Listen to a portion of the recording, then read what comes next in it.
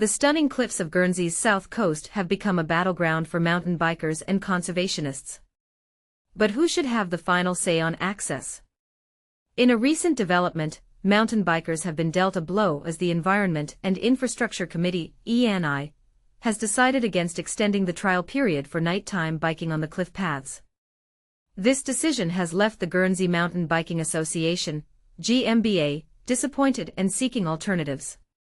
The trial, which took place last year, was seen as a success by the GMBA, but concerns arose regarding potential damage to private land and the difficulty of controlling unauthorized cycling in the area. And this is where it gets controversial.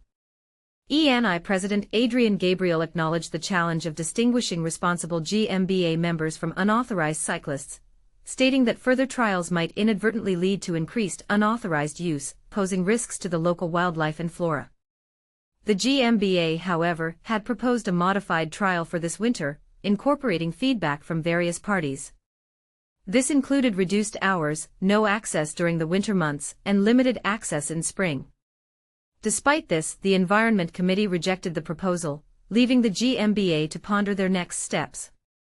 The National Trust and La Société Guernseys had initially opposed the trial, citing concerns about erosion, wildlife, and the impact on other path users. They were pleased with the state's decision to reject further trials. However, the National Trust President, Mike Brown, clarified that they are not against mountain biking itself, and have offered to work with the GMBA to find a more suitable location on their land holdings. The original trial had strict restrictions, allowing only licensed GMBA members to ride at a limited speed and in one direction. Yet, the National Trust claimed that many riders exceeded the speed limit and ventured beyond the permitted areas. Interestingly, the states found no evidence of erosion on the cliff paths after the trial. Deputy Gabriel expressed gratitude for the GMBA's efforts in proposing a second trial and their willingness to engage in dialogue.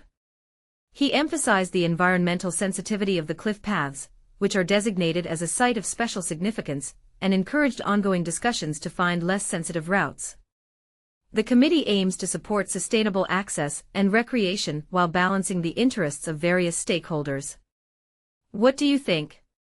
Should the GMBA be granted access to the cliff paths with stricter regulations, or is it best to preserve these natural areas for other forms of recreation? The debate continues, and your opinion matters.